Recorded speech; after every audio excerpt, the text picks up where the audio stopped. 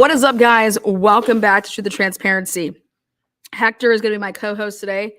So just popo, boom, boom, bow. To catch you guys all back up, very quick recap. Brian Drake was a chiropractor out of Bonners Ferry, which is about an hour and a half, hour and 40 minutes from CDA, Coeur d'Alene, where Kaylee's family's from. So Idaho State Police, they go obviously all over Idaho.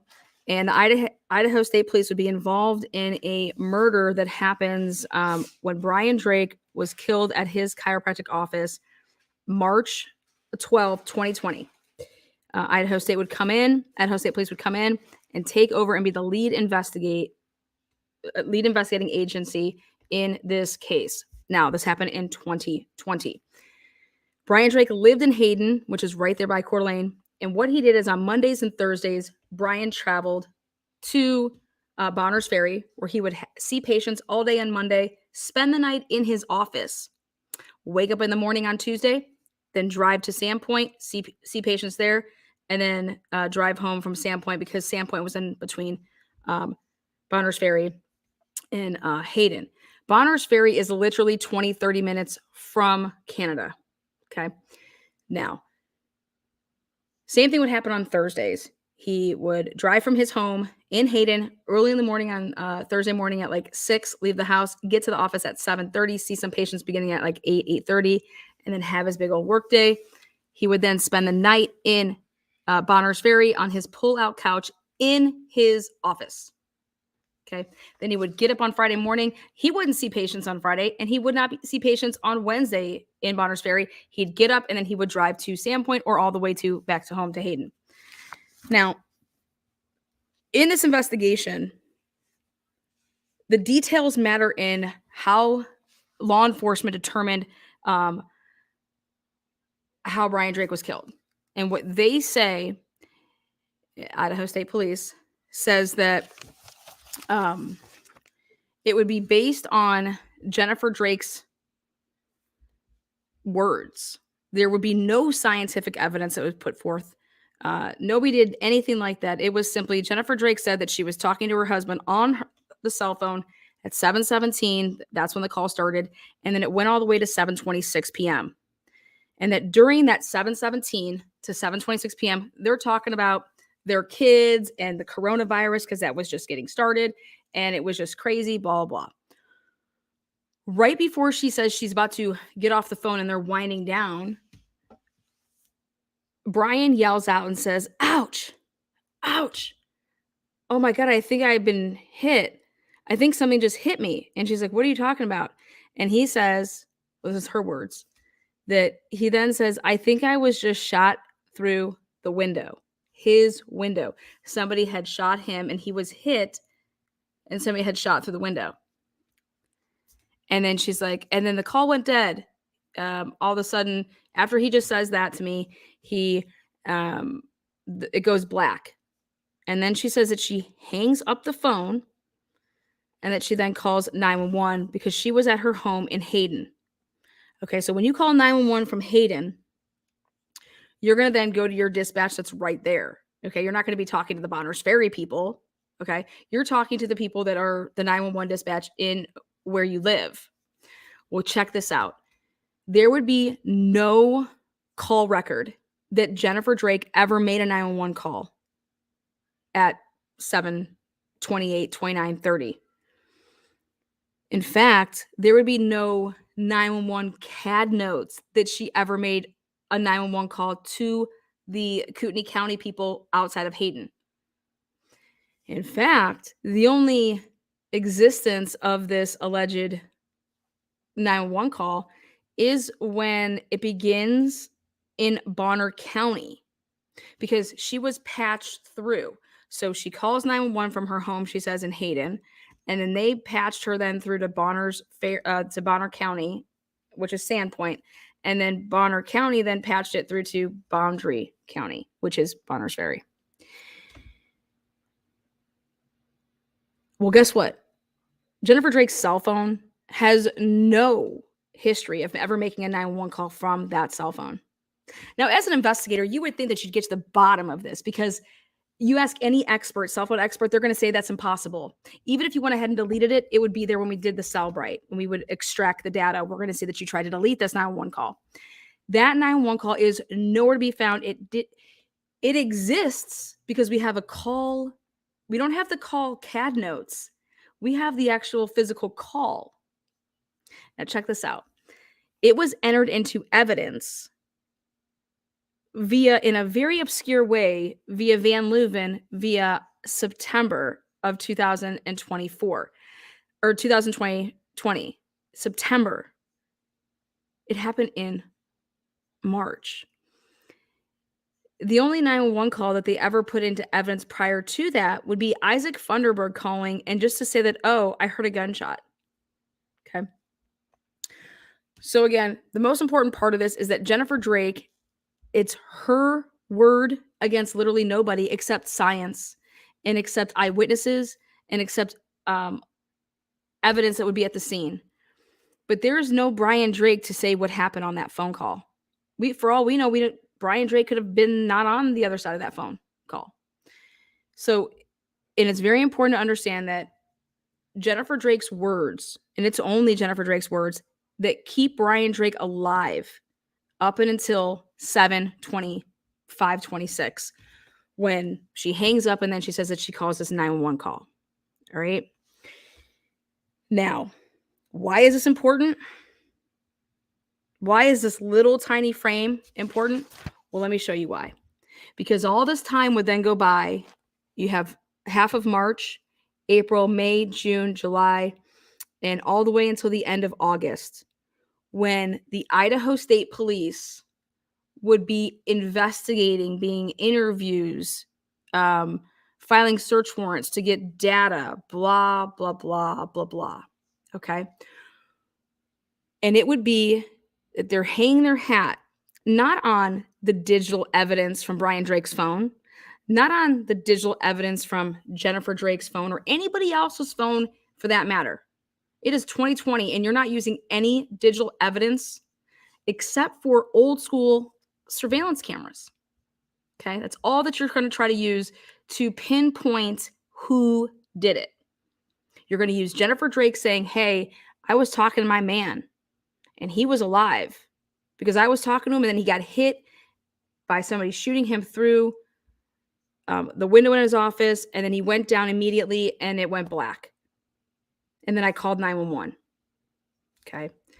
And so what I want you guys to take a look at here is there would be another chiropractor in the area named Dan Moore. And that is who ISP is saying killed Brian Drake. And what they did is they started at 6:01 and 10 seconds. Moore's truck, westbound on Alderson, right turn, northbound US 95. So they have him leaving his house at 6:01, and then he arrives to his friend's house, which is the coroner, Mick Millett. And so they track his truck driving from his house because this is a really small area. And so they show him that we have you on these different cameras. We have you on the Chevron. Then we have you on the Columbia Bank. Then we have you on the Community Thrift. And we have you on Mr. Suds, CarQuest. So then boom, we have you all the way here to 6:02 and 22 seconds, passing Dr. Guyman's office towards Mick Millett's house.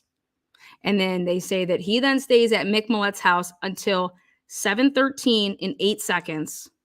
All right. So he's there from 6:02 and 22 seconds until 7:13 and 8 seconds, when they say that then he begins to leave there, and what they're going to say here.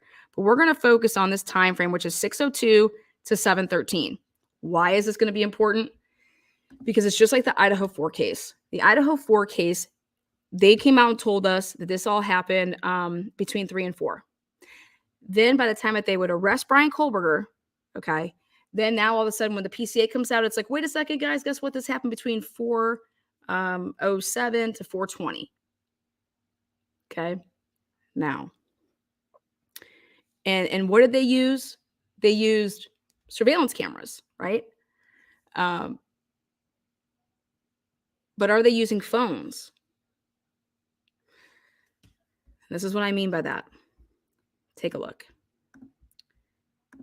In these small areas, just like Moscow is a small area, you could be driving around and it can make it seem like that you're like sharking an area. No, it's just such a small area that like when you make a loop or you're driving through town, it would seem like that you're circling something, but I just left. I had to go drop something off at this girl's house, which is right there. Then I looped around to like come back on the main street. Then I wanted to get coffee, go over there, realize that it was closed already because they were messing back and forth with times due to COVID. So then I pulled out, went back. But when I, and then I went back around, like, you think that someone's trying to shark around.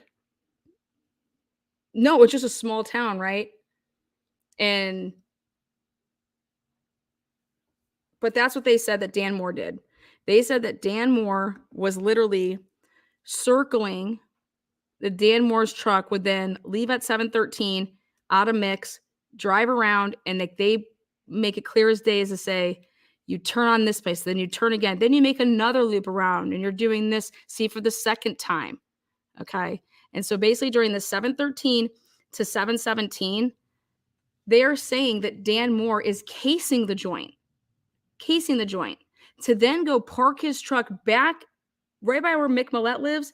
He actually has his chiropractor office over there, that he then parks his truck at the chiropractor's office, gets out of his truck, and then they say he walks over to where Brian Drake's office is, because then he is going to commit this murder at 7:26 p.m.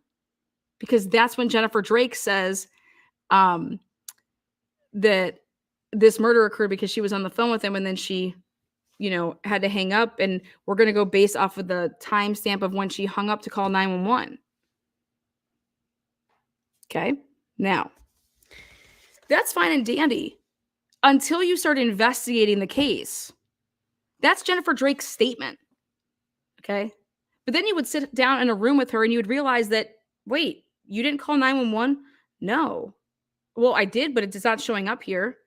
Then they say, well, let me download your phone.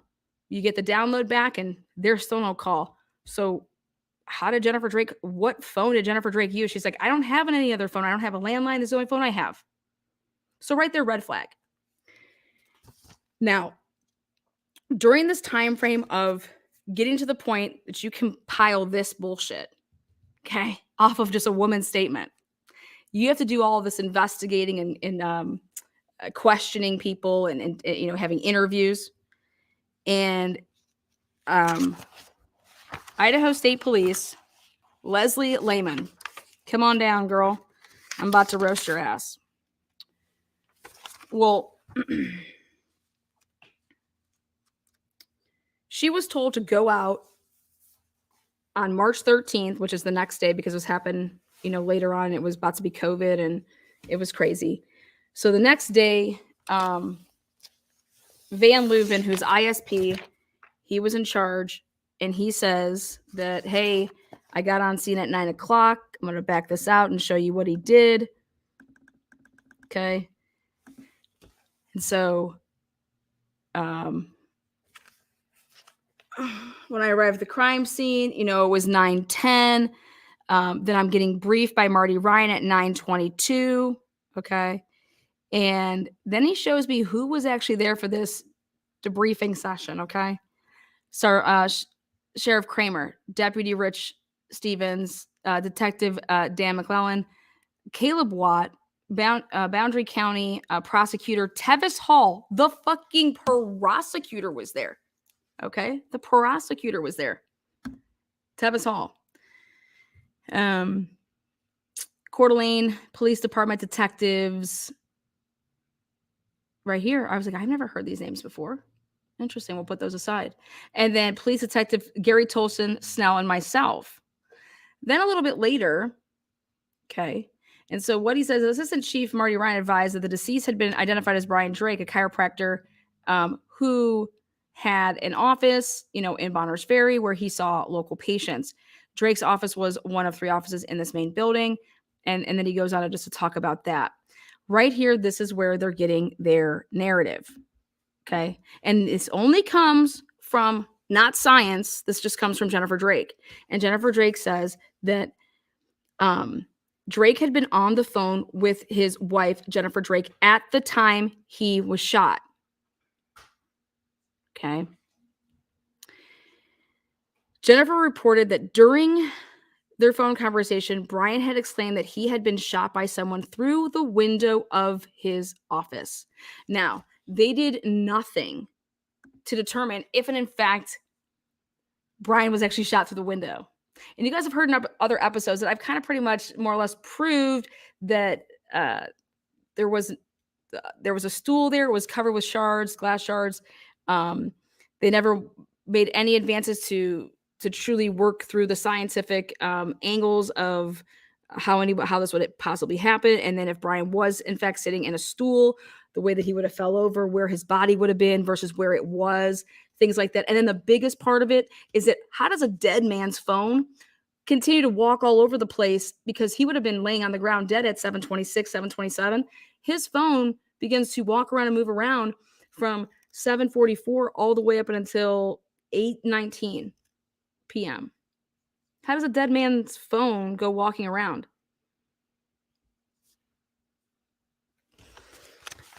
So basically, though, here's your narrative that you get from the wife who's on the phone with him. Now everything has to match up with that. You don't just take that for what it is. Hey, that's what she says. But when a husband is killed, you're always suspect number one is always going to be wifey poo. And isn't that convenient that you would be on the phone with your husband when he was shot? It's almost like trying to give you an alibi, right? Immediately your flags would be up as a detective, because everything that's going on right now in the world is, dude, these murder for hire plots, right? So check this out. Mike Van Leuven said that at 12:35 p.m., ISP detective Alderson and Lehman, they just now come around, and they get there, and he's like, when they arrived here on the scene, I assigned them the task of canvassing the area around the crime scene and obtaining copies of any security camera footage. You see that?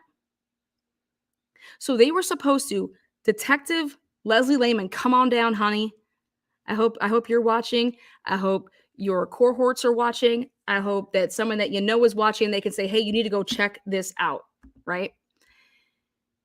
Because I'm going to show you that either you have a lot of explaining to do, but these are your own reports. These are your own words in your reports, and we have some problems. So let's talk about it.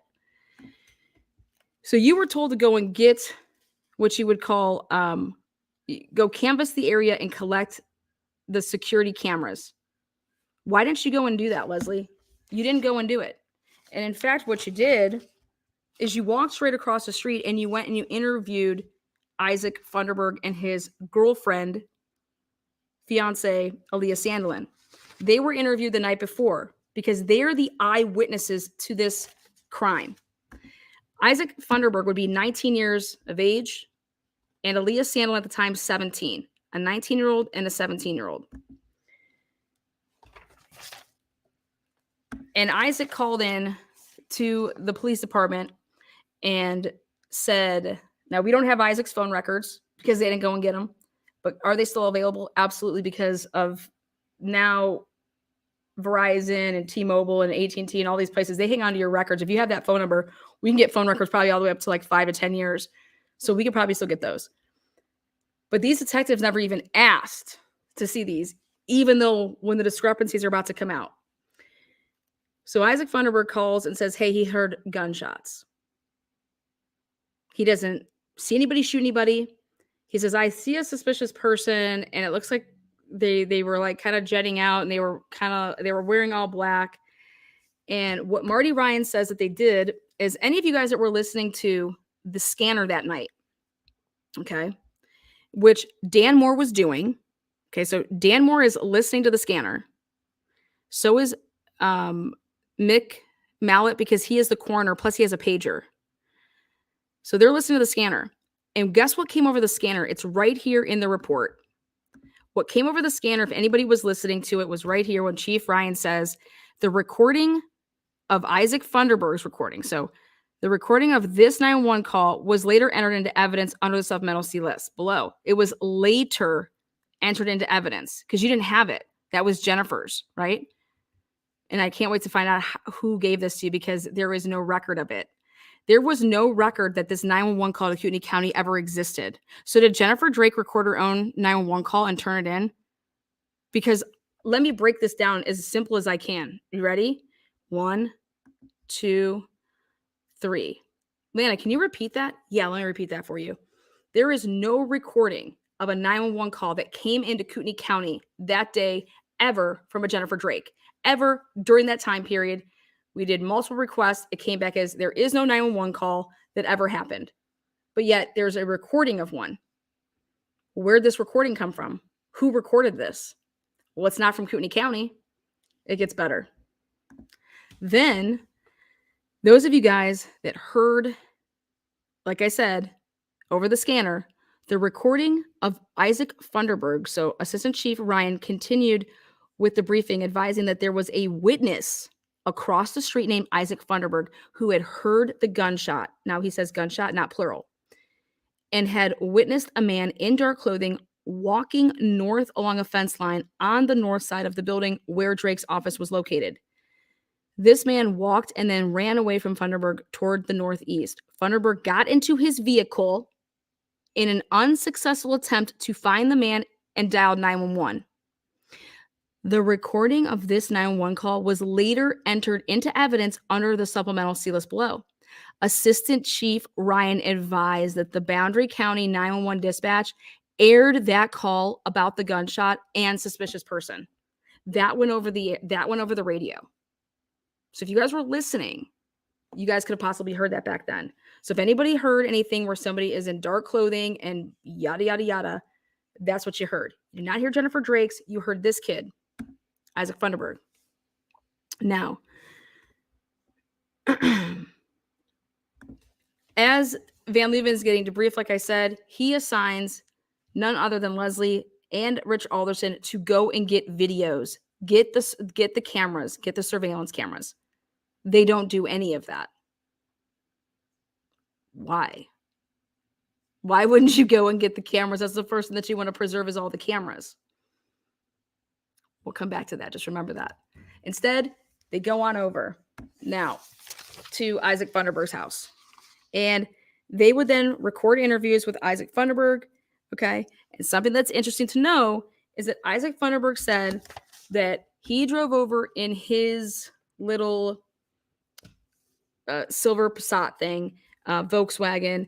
And after he heard the gunshots, he went over there, drove around, tried to take a picture of this guy, couldn't find the guy that he saw. And then, he came back and then he let his dogs out. Okay. Well, I'm going to go ahead and show you guys what will be listed as, let's see.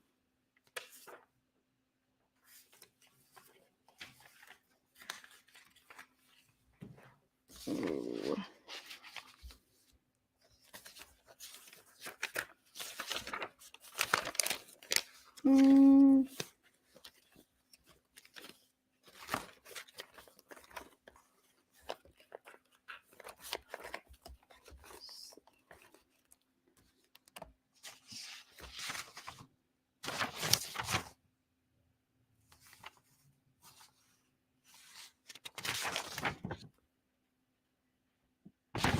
Okay. Detective Alderson and I, which is freaking Leslie, check this out. This will be March 17th.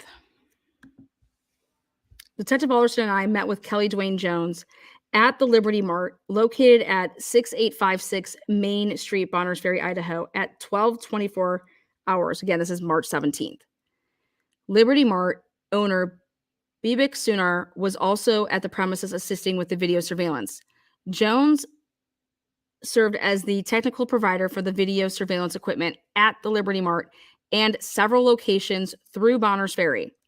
The meeting with Jones was brief, as the video surveillance footage for the Liberty Mart from the evening hours of March 12th, 2020, was already looping over and erasing the footage needed to be preserved. Follow-up with Jones was handled by ISP trooper Andy Huddle. This interview was audio recorded.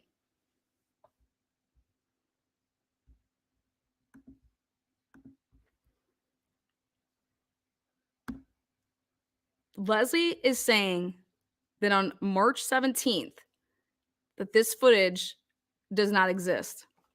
Well, how do I have it? How does everybody have it? How does Marty Ryan have it? How do you guys actually have it in evidence? It's because she was planning on saying that it didn't exist, but didn't realize that Jones has actually a DVR hard drive and has everything, and it doesn't give a shit what they're looking at their stores. Whatever he has on DVR is completely different, and he in fact did have it. But Leslie tries to hide and bury the Liberty cameras. Now you have to ask yourself, why in the world would anybody try to do this? This woman was told to go and get it, by the way, on the 13th. She doesn't go and do it. Instead, she goes over to interview Isaac Funderburg's girlfriend. And then after she interviews those two people, she is then told to call Isaac Funderburg because of Steve Hartman, who was the first suspect that you guys heard of that was staying at the Kootenai River Inn. His account, as well as the evidence that's on the cameras, blow up not only Isaac Funderburg's account, but now Jennifer Drake's version of events. Well, how's that possible, Anna? Well, because the Liberty camera gas station caught hella shit. A ton of stuff.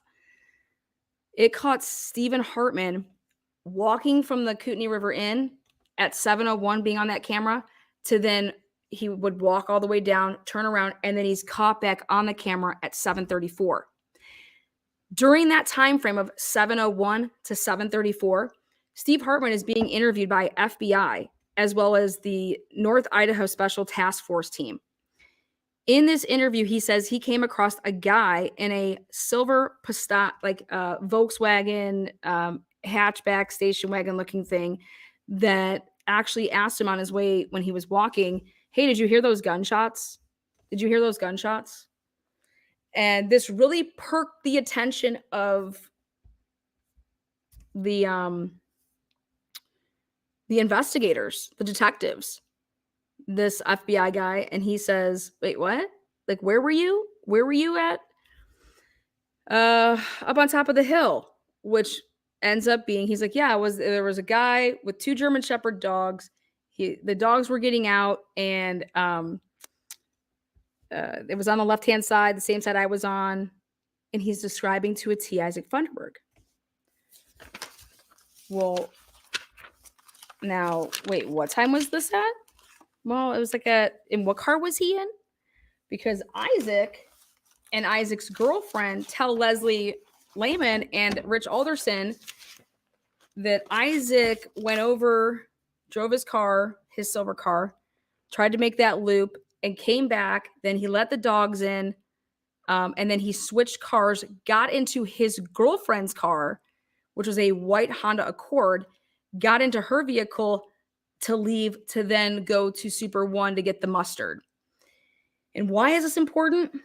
Well, because we have it on camera that when Hartman's coming back and meets Isaac Funderburg, he's actually in his silver Passat car or Volkswagen, the hatchback, not a white vehicle. And he says that he was carrying things in like he had come from the store.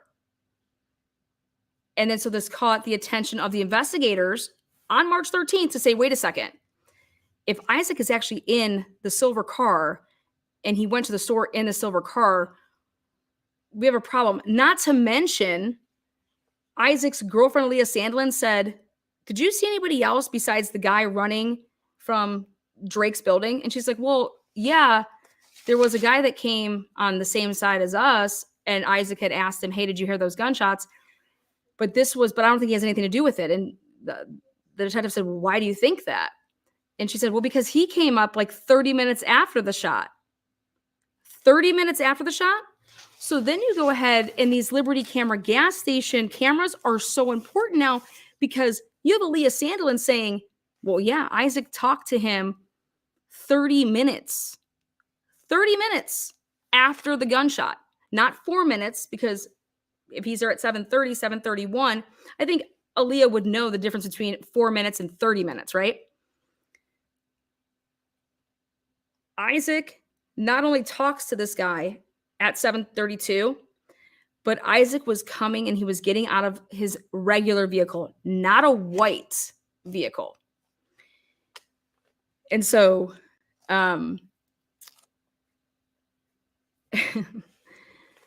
or if he was actually in the silver vehicle, then you're more looking at the 7:01 time frame. But hear me out on this. Leslie knew, and so did these other investigators. They knew that something was off. So guess what they do? They then call Isaac Funderburg. They don't record the phone call, though. And I said, are you kidding me right now?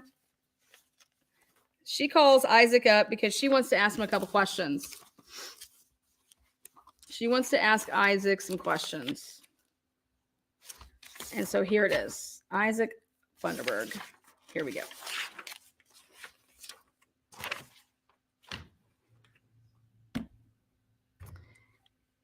On March 13, 2020, approximately 12:56 hours, Idaho State Police Detective Leslie Lehman, and I was present with for an interview of eyewitness Isaac James Spain, Ireland, because he goes by both. And they did this at his home. Again, why did you go and do this versus going canvassing for security? Well, thank God. At his home regarding the homicide. All right, don't worry, that number is not good.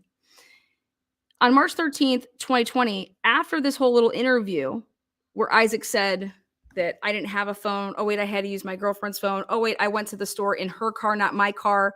All this crazy shit.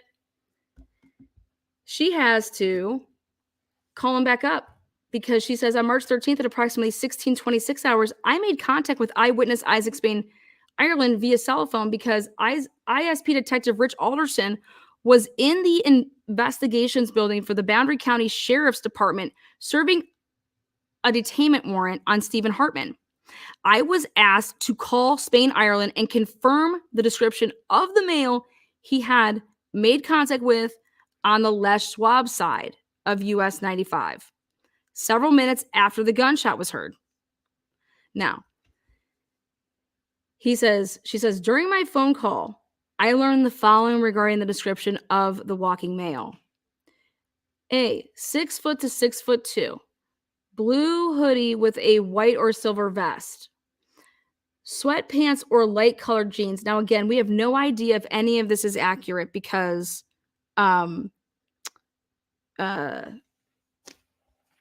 she refused to actually record the phone call, or if she did record it, she had to bury it. Okay. But what she wasn't good enough with doing is that she hadn't even put it together yet, which I did immediately. She hadn't even put it together yet that this would be so crucial. And it's going to be these two right here, G and H. Again, he was wearing sweatpants. Spain, Ireland asked the male if he had heard the gunshots. See? She doesn't even get it yet. The male was not wearing earbuds. No, he wasn't wearing earbuds. He was actually wearing Beats by Dre.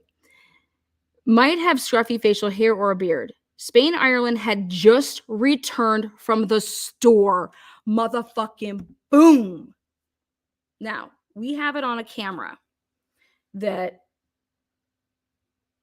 the narrative of the police in their investigation and how they arrested Dan Moore is they said that Isaac Funderburg had seen this figure running and that he got into his vehicle. He jets across the street. He then turns, and as he's doing that to look for this figure that he's seen running from the shooting scene, that he turns and he's like, and as he's turning in to turn around in your parking lot, Dan Moore, he actually is able to clip and get a video of your car, your truck at, whatever time. And it's your truck that's being lit up and blah, blah, that he's saying. And I'm just listening to Van Leeuwen make a complete ass out of himself. But if Leslie would have looked at her books, or she did eventually look at her books, she would have seen that, wait a second, Isaac said that he went to the store in his girlfriend's car, that he switched with his girlfriend, and that he didn't have a cell phone, but that he had then his girlfriend's cell phone. Well, here, and he said that he went to the store in his girlfriend's car. So that means when he would have been coming back at 7:31 when he gets and parks out, Steve Hartman's like, no, he was getting out of his silver car. Number one. Number two, he had his 2 dogs with him. Ding, ding, ding. And yes, he was carrying something in to the apartment. So how could Isaac Funderburg, this is at 7:31. Jennifer Drake says the shooting was at 7:26. That's 5 minutes. How could Isaac Funderburg hear the gunshot that made him fly out to go across the street, make this loop, and come back if he was in fact at Super One Market getting the mustard? It was because it happened earlier. It happened earlier because Isaac's girlfriend says in her statement that when Isaac was talking to that dude, he was, that was after he had returned from the store. And then they're like, okay, well, how long? And she's like, that guy has nothing to do with it. That was like 30 minutes later. 30 minutes later. We have Steve Hartman on camera at the Liberty gas station at 7:34. That means it would have taken him about a minute to 2 minutes to walk from Isaac's apartment to be on that camera, which means it would have been at 7:32. And now you back that motherfucker up 30 minutes and you're looking at a 7 o'clock shooting, which is what I'm saying it happened, which is exactly what Tim Hand said he saw when he was driving across the roadway, and he had to slam on his brakes because some little fucker in some silver hatchback, 1980 looking, Volkswagen jetted right across from him with no lights on. And that was at between 65 and 7:03.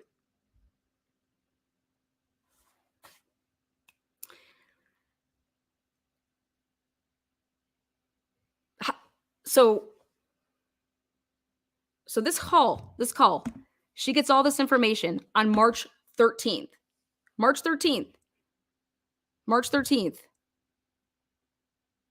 Spain, Ireland estimated that the conversation with the man took place 10 to 15 minutes after the gunshot was heard. How could you hear a gunshot if you were at the frickin' Super One?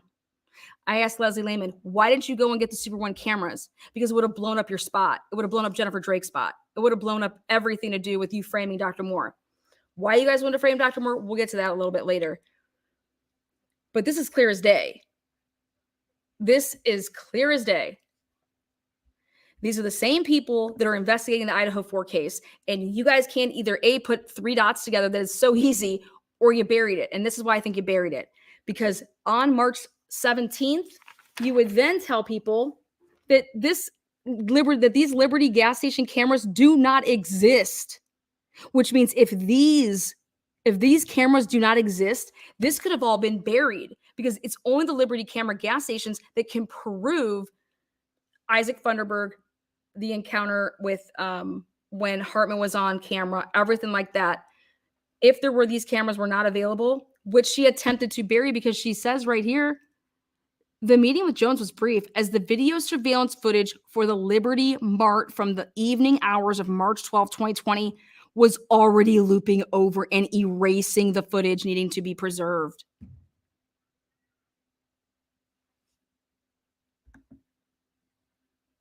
You guys understand what that means? She's putting in her fucking report. This is a police report.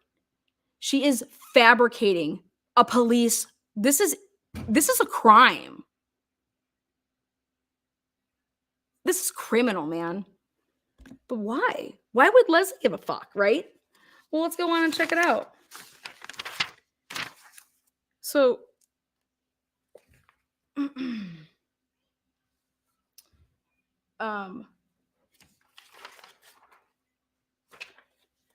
now, did you guys know that there was more than just Jennifer Drake, Isaac Funderburg's 911 calls? Audio recordings, plural S, of 911 calls. Plural. Whose 911 call is that besides Isaac Funderburg's? Because this one is not Jennifer Drake's. Because that doesn't get put into evidence until way later. So whose 911 call is this that's plural? Because Isaac Funderburg only made one call. Dun, dun, dun. Now, on March 17th, same day as Homegirl going and getting and trying to bury cameras, they interview Jennifer Drake on March 16th, the day before. And Jennifer Drake says to go talk to Lowell Graber. He will be able to tell you who everybody is in Bonners Ferry. He's the reason that Brian Drake came out to Bonners Ferry to work on these patients. Ready for this? During this interview with Lowell Graber, okay,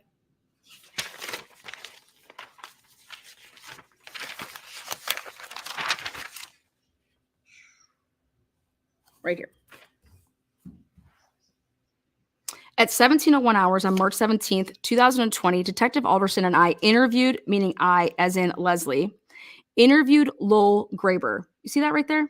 Okay. At the Bonners Ferry Police Department. The interview was audio recorded. So I listened to the audio recording, and this pretty much is what it is. And this is so good. Lowell Graber would end up being interviewed not once, but twice. Lowell Graber, in his first interview, he tells Leslie how he found out that there was even a shooting. Then he tells how he truly found out that the person that was shot was Brian Drake. Let's check it out. Graber met Brian Drake 7 to 8 years ago. Graber was severely injured in a motorcycle crash and had been seeing Scott Crawford in Post Falls due to the injuries he had sustained. Graber was treated by Drake due to Crawford not being able to make a scheduled appointment. Graber was surprised by Drake's thoroughness and his active release technique. Graber began driving to Post Falls every 2 weeks to be treated by Drake. Graber made the trip to Post Falls for over a year with a friend, Ed Byler. Graber and Byler worked with Drake in efforts to have Drake move a practice to Bonners Ferry. This is when he stole these patients. Graber was aware of Drake's practicing in Texas before coming to Idaho and knew Jennifer Drake had family in Montana. Now, Graber said that Drake had 2 other locations in Bonners Ferry before moving into the office where he currently, was residing, where the homicide occurred. I only have him being in one of the locations, so that's interesting that this 2. Graber said Drake was working in Bonners Ferry 2 or 3 days per week and recommended many people to Drake. Graber said people were always surprised by how much time Drake would spend with his patients. Graber met Jennifer Drake 3 years prior when the family came to his home for a meal. Graber did not know any disgruntled clients of Drake's. Graber is a mail carrier in the community and has never heard an unkind word about Drake. Now, Graber had an appointment with Drake at 15:30 hours on March 12, 2020. Graber said Drake was running late, but was not surprised by the latest because this is something that was normal for him. Okay, remember I told you his phone, he was out running around. He was at Isaac Funderburg's apartment that day. His phone then was at Les Schwab that day. Then he left for the 2 hours that he had lunch. We don't know where he went. Graber did not notice anything wrong with Drake. Now, Graber learned of the police activity in Bonners Ferry via the Nexel on the evening of March 12, 2020. They sent out that Nexel report. Graber was off work the next day when Nelson Mast texted him and asked about Drake. Graber said Mast was asked by Scott Crawford if something had happened to Drake in Bonners Ferry. Graber said he looked to Facebook and realized the location of the previous night's police activities. Graber reached out to Butch Short. Okay, this is the guy that owns the Far North Coffee Lodge. Short told Graber it was Brian Drake. Graber drove to Drake's office and saw Drake's vehicle was still there. Now, they were not able, ISP Leslie Lehman was unable to bury the Liberty cameras, but guess which one she was able to bury? And the other IS people. they were able to bury Butch's cameras. Butch had cameras, they were working, and they had 8 to 10 fucking clips of the night of the murder. I have a witness that came forward. Ta-da! God bless y'all. Okay. Those people that worked there, as well as the owner, were interviewed multiple times by law enforcement. Where are these interviews, Leslie? Where the fuck are they? You saw, Leslie, personally, 8 to 10 clips. I know you saw them. And one of those clips, you know how I'm going to blow up your spot even? It's going to be magical. One of those clips, you made a comment. You and your boy Rich Alderson, and you guys made a comment. And remember how it was coronavirus and people were all going out and buying all the toilet paper they could get their hands on back then? Well, you, Leslie, and your misfits, you guys were reviewing these clips that Butch had.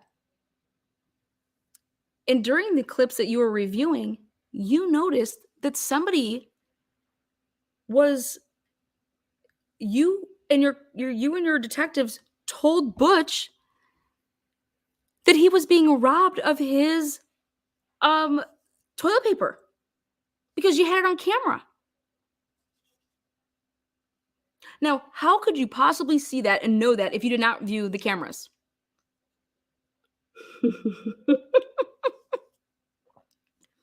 There's also a truck. There's also a car. You guys are going down, and it's going to be magical.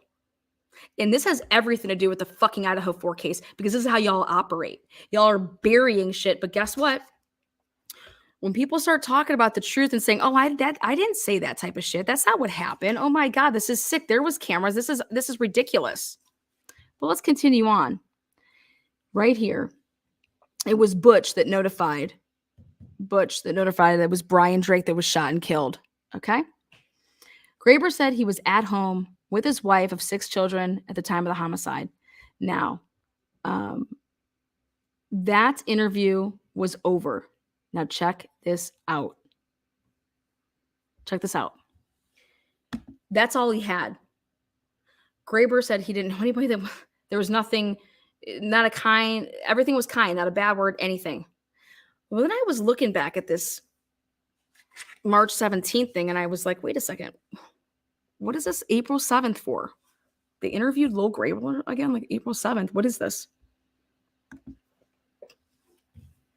Right here. The interview was conducted at 17:16 hours. Or concluded, I'm sorry.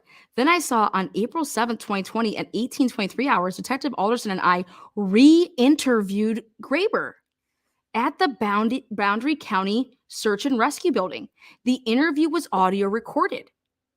And so I'm thinking, okay, April 7th, why the fuck are they re-interviewing this guy?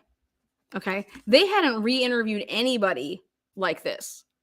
Because I went back and over, I put up a war room. Okay. And I said, I want to see the interviews that took place between April 1st and April 6th.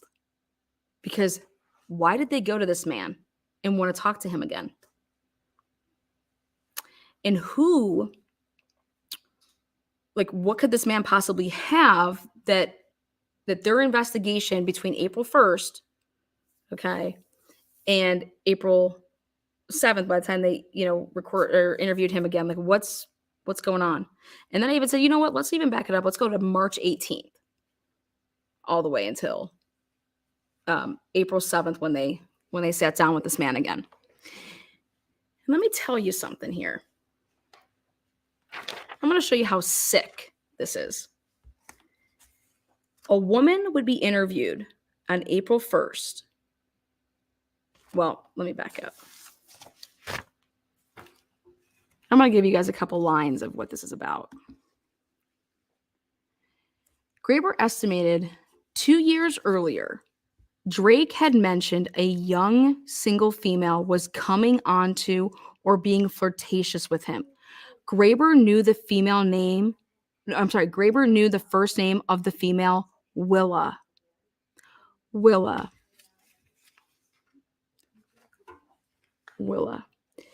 Graber felt Drake confided in him due to the shared Christian beliefs both men had.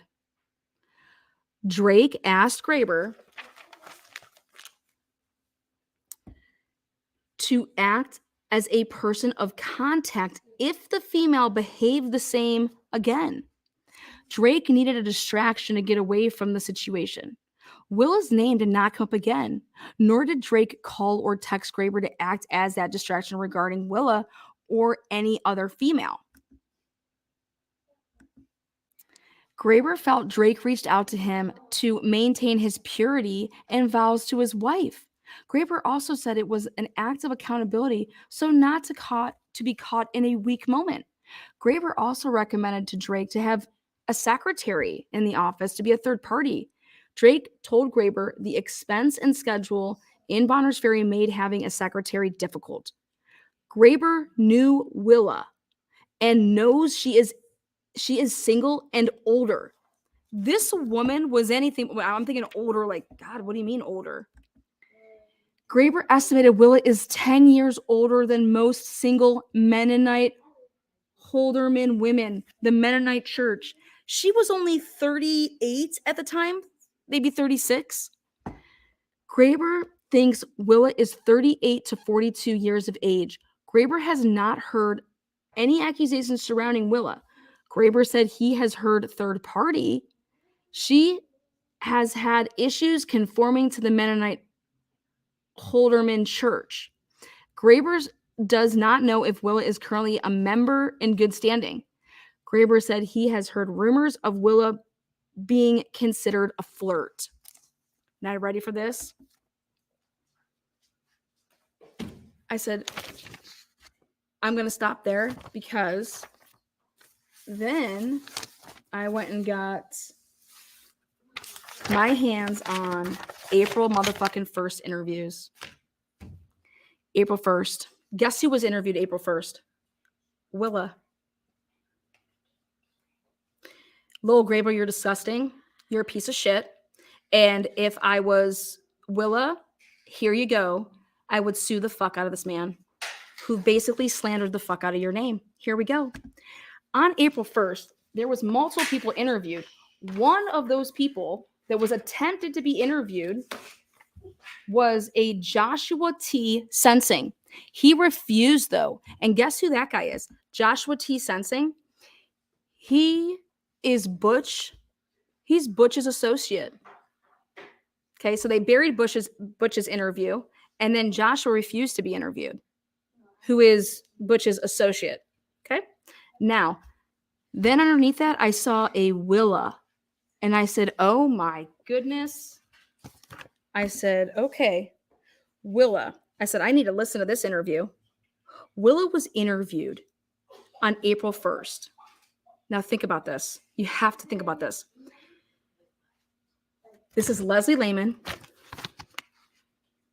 and Rich Alderson. Those are the only two people that would have known about this interview, okay? Rich Alderson, Leslie Lehman, and then they would have had to go and tell somebody about this interview. Because in this interview, Willa says that she was referred to Drake by Emma Fields. Willa was treated by Drake for 2 to 3 times per week. Willa had to visit the emergency room following an adjustment that Drake gave her. She had to go to the emergency room, but claims the experience made her better friends with Drake. Willa said that Drake would speak often of his family and wife. Willa said Drake would talk about going to the gym in Bonners Ferry, which she thought was awkward or weird or whatever she used. And because she's like, why wouldn't he just go use the gym around his house? Willa said the last time she spoke with Drake was approximately 1 year ago. Willa said while driving, she happened to see Drake, and she followed him up the South Hill in Bonners Ferry. Willa lived across the street from Drake's office at the time, meaning like a year prior to the murder. Willa pulled in behind Drake to say hello after he pulled into his office parking lot. Willa said they spoke for a while. Then Drake asked if she wanted to get drinks. Willa said she declined, went home, and never spoke to Drake again. Willa said she never mentioned the invitation Drake made to get drinks to any other person. I listened to this interview. That's exactly what she said. Willa clarified that she started seeing Drake a couple years before. Willa said Drake had another office in Bonners Ferry when she began treatments with him, which was that little hut that was next to where he was at. Willa was at her parents' home when she had heard about the homicide, but did not know it was Drake. Willa said her brother-in-law was one of the medics on scene. I did my research, and that's accurate. Willa does not own guns, and her immediate family does not have handguns. Willa first thought when she heard Drake had been murdered was, wow, whose husband did he piss off? Willa said she had referred 10 patients to Drake. Willa's belief was if Drake had acted inappropriate with a female member of the Mennonite community, they would not go back to see him versus that they wouldn't act out. Willa said retaliation is not supported by members of the church. Willa did not have knowledge of any behavior by Drake which would be motive for another person harming him. Willa never noticed his alcohol or alcohol on his breath, which I think is fucking hilarious that you're asking her about this because you would have just gotten the tox reports back on March 30th. But you were asking people before March 30th about the alcohol, and you didn't even have the tox back. Willa volunteered that she is really good friends with Dr. Moore. Willa felt really bad, but Dr. Moore could not provide the same type of treatment as Drake. Willa has returned to Moore and trusts him. This is complete fucking lie, Leslie. That is not what Willa says. Willa says that she felt comfortable with Moore. He was a really great guy, and she trusted him, and that's why she actually went back to him. Hey, I don't want to deal with that. I thought it was a bad situation. Like, he asked her to, she thought it was weird, and she goes into great detail about that whole, like, drinking, asking, hey, do you want to go grab a drink? And she just thought it was, but she's like, I just went back to Dr. Moore. She didn't say that he wasn't good or anything. She trusted Dr. Moore. He was a good man. And that's what she went back to him and was like, I'm going to stay right here. Now, please explain to me, Leslie, how the fuck, why would you, when you interviewed Lowell Graber, he said nothing about this. Then Willa tells her story and talks about what Drake did and was coming on to her. Okay. And then how does it possibly get out that Lowell Graber would make a phone call to say that he wants to tell a story about Willa? Let me ask you a question. Why did y'all have a conversation with Jennifer Drake on April 4th? Did y'all tell Jennifer Drake on April 4th all about this shit? And then she had somebody, Lowell Graber, come forward. Why would you ever even re-interview Lowell Graber? And then how in the world would he have a story about Willa, who you just interviewed? And now he wants to come forward and basically smash. You guys are going to try to like, oh, here. Like, are you guys fucking dumb? Or are you part of it? Are you part of it? Graber said nothing about Willa, said nothing about Drake ever coming forward and saying anything like that.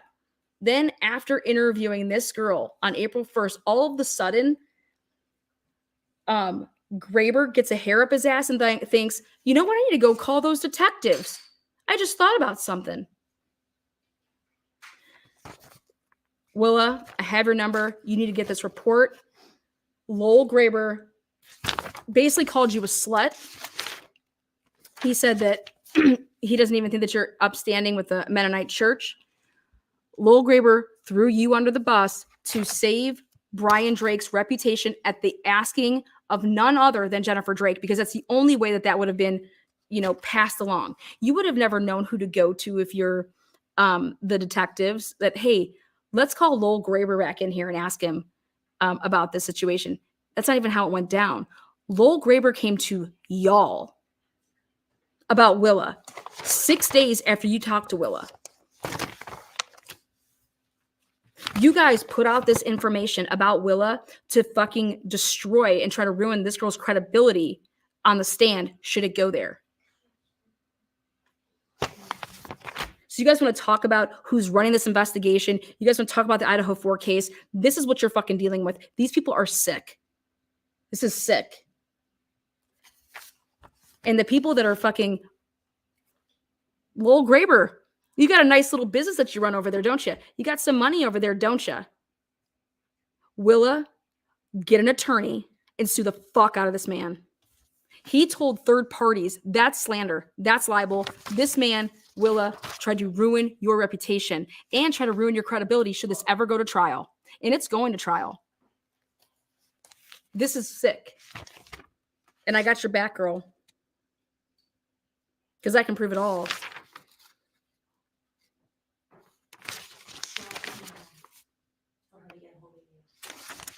Willa, this is my email. You can get a hold of me. It's the Mind Challenge. Leslie Lehman, you're a chick and you did this to another chick. You gross girl. You a mom? You're pathetic. There you go. It's the Mind. And guess what? This is called freedom of speech. And I'm backing up everything that I'm saying with facts.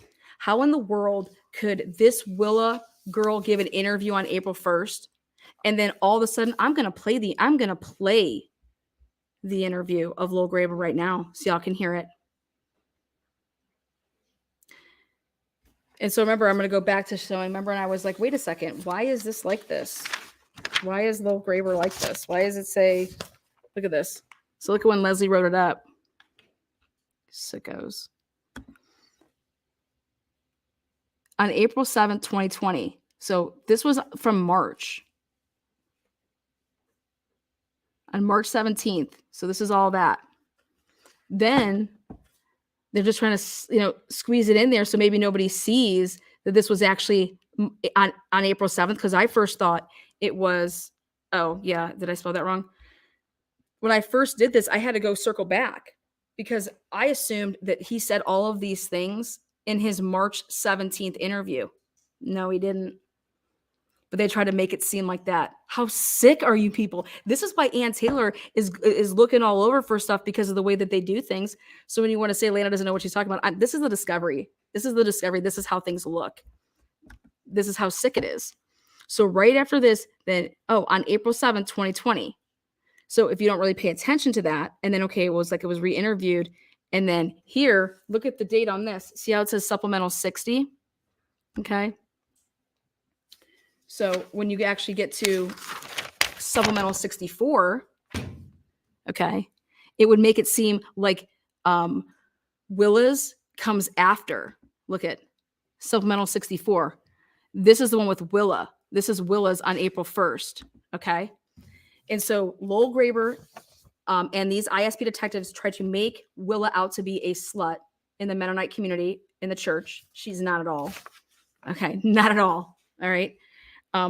And they tried to play tiddlywinks with that this report is before, so supplemental 60.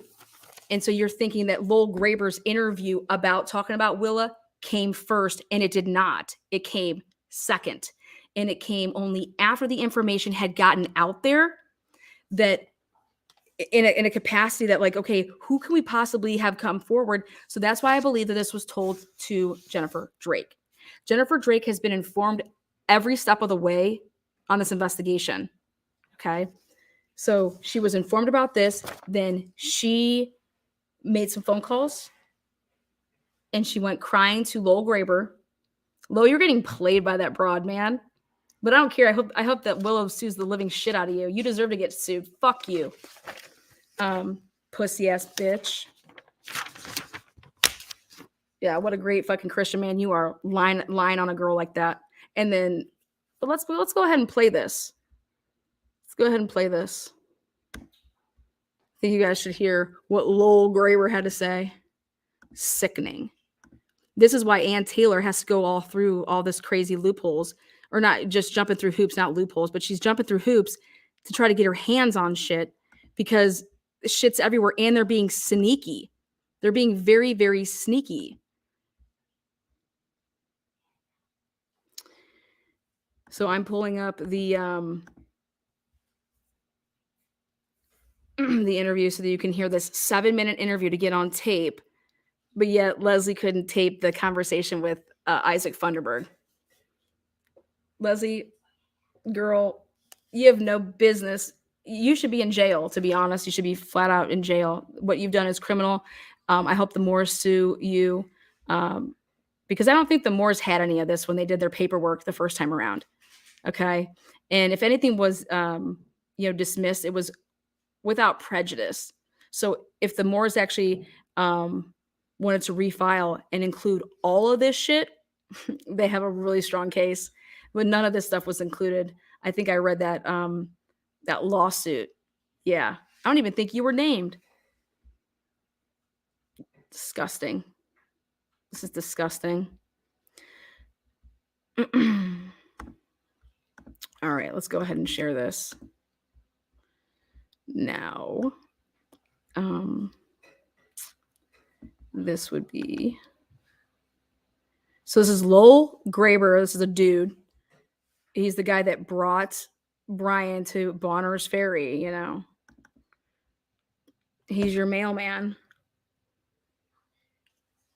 He's the guy that laid on the couch, threw his feet up, took off his boots at Brian's office, and laid on the couch. Okay. Now, I'm going to have to go like this so you guys can hear it.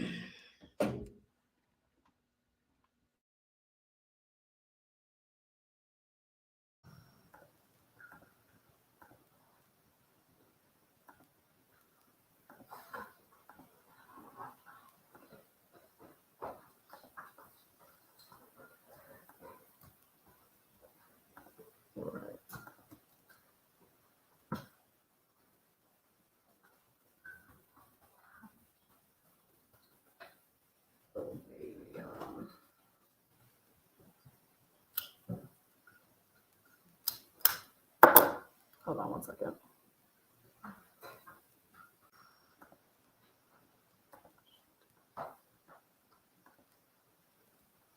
These people are sick. Let's see. I want to do it.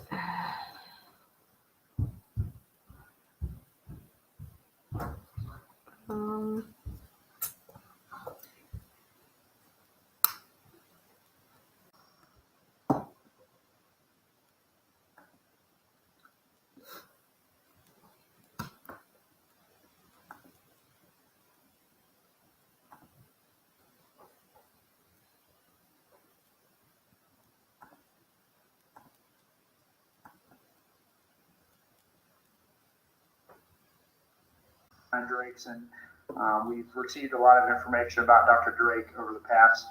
Okay, here we go. Day is April 7th, 2020. By my watch, it is 1823. I am Idaho State Police Detective Richard Alderson. With me, Detective Leslie Lehman. We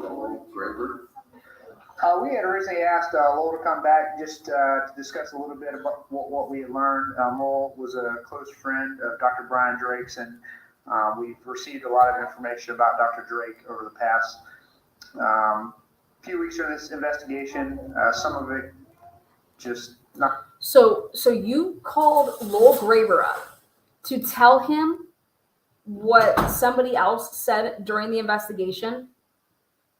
So you told him about the investigation?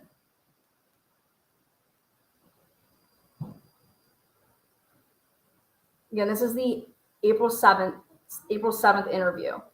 During his March 17th interview, he makes no mention about this Willow woman. Okay? Not so much conflicting, but different, and we just asked his perspective. During this conversation, there's a couple things that come to light that we felt would be good. Wait, hold on. Wait, what did you just say? There's nothing conflicting. How is this conflicting? Who's conflicting with what Will is saying? Listen to this fucking asshole. Rich, you're a fucking idiot. You're a liar. Fuck being an idiot. You're a goddamn liar. This is fucking disgusting. Dr. Brian Drake's, and we've received a lot of information about Dr. Drake over the past few weeks of this investigation. Some of it. Oh, should I open this?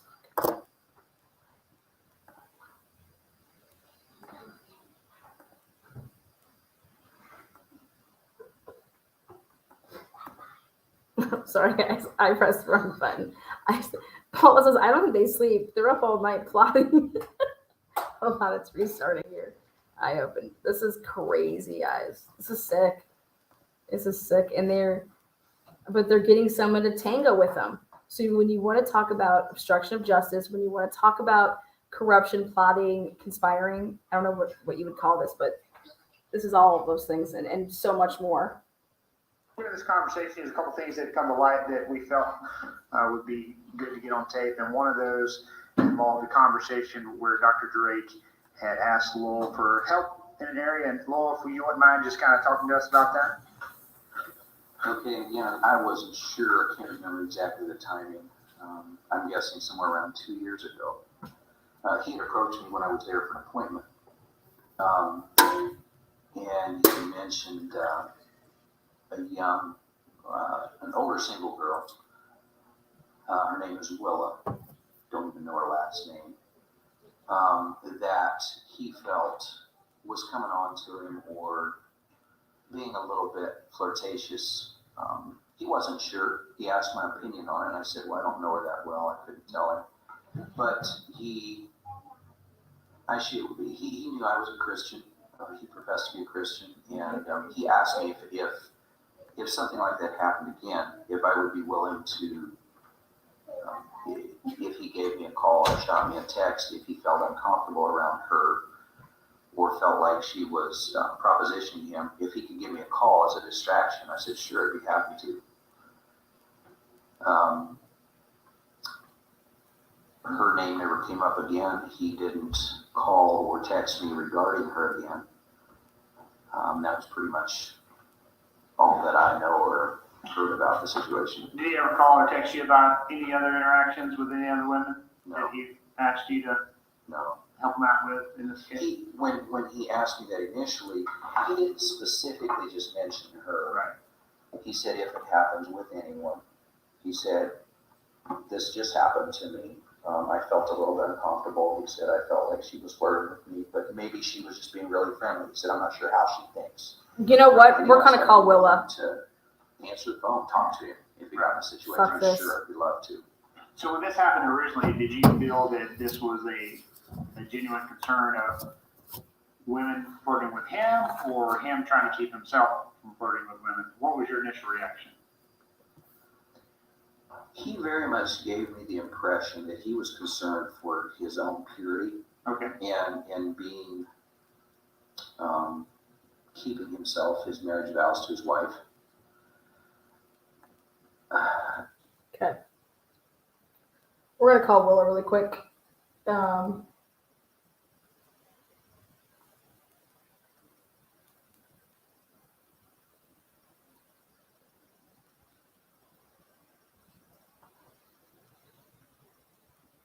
Has been forwarded to an automatic text.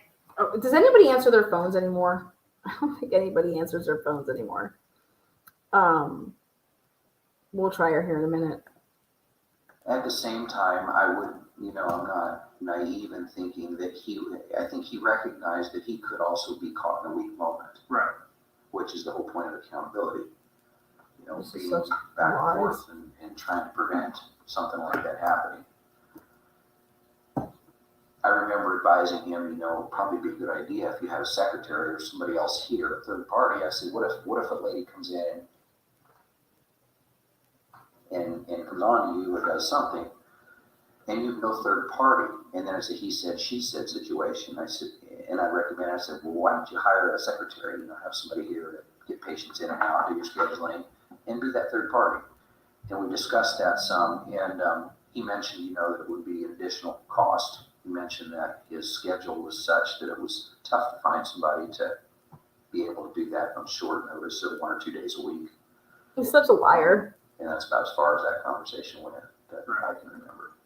Now, in regards to Miss Willa, did you have any prior knowledge about her when he brought her up? Here we go. I knew who she was. I knew that she was single and older, probably 10 years older than most girls from the older Mennonite church. So which would be about what range? Just for I'm guessing she was upper 30s. Okay. At the time. I don't know how old she is exactly. I'm guessing low. Right. So he says upper 30s. They write 38 to I would say 42. Probably close to my age, 38 to 42, somewhere in that There you range. go. Any knowledge of her making false accusations against other people or being involved in any kind of trouble or being the victim of any kind of assault or anything like that? Never heard of her involved in any kind of assault. I've never heard of her accusing anyone falsely.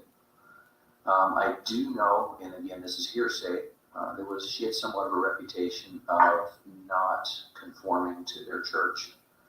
I don't know if she's a member in good standing now or not. I think there was a time when she wasn't. What? I've heard from several other men that they view her as kind of a flirt, but I've never heard of her actually acting out or being involved in an intimate way with any of the men. So when Dr. Drake asked you to be the accountability partner, that didn't strike you as odd or anything that would, how did you take that as? No, because of previous conversations and just being a close friend of his, sharing my Christian faith and This is such a setup, man. about marriages and things like that. So honestly, it didn't strike me as odd. Okay. It kind of surprised me that he mentioned a specific person at the time. But Oh, I bet he our did. relationship was such and for long enough that it didn't necessarily surprise me. Right. Remember the last time we had talked about if you were aware of him being drinking in any way. You had said you weren't. And I mentioned in the conversation prior to the taping that we had found his BAC around 0.07. I kind of explained what the level of that indicating. Does that surprise you that he was able to successfully hide that blood alcohol content level during a workday? It very much surprises me. I had no idea. I've never smelled it on him. I've been around what I think are drunk people and known to be drunk. He never struck me as a drunk. Right. I had no idea. I've never seen. Why is he telling him his BAC? He never mentioned it to me. Were you aware of, did he talk to you about any pain he had or anything he was doing for? He had that back surgery. Yeah, I know that was pretty painful and he was down for several weeks from that. And then just recently it slipped on the ice and broke his leg. No, he didn't. He got bashed. Both of which I'm sure were painful. And I remember him saying he was going to therapy, doing some stuff like that. I think Emma Fields helped him with some therapy. Emma feels we're going to get to her. But we didn't really discuss that it was, I don't remember him specifically mentioning a lot of pain other than, this is unhandy, this is aggravating, hard to deal with right now. Don't like to be down. I want to be here working.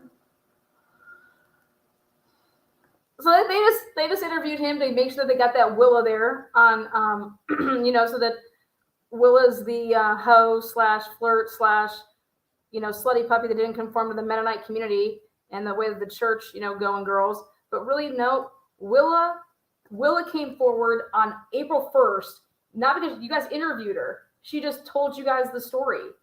And then you guys go out because you told Jennifer Drake this to be able to go get somebody to come and say, here, we need someone that's going to combat this because this isn't looking good. And what ends up happening? Lowell Graber, he never mentions any of this the first time he was interviewed, but then he mentions actually Willa by name.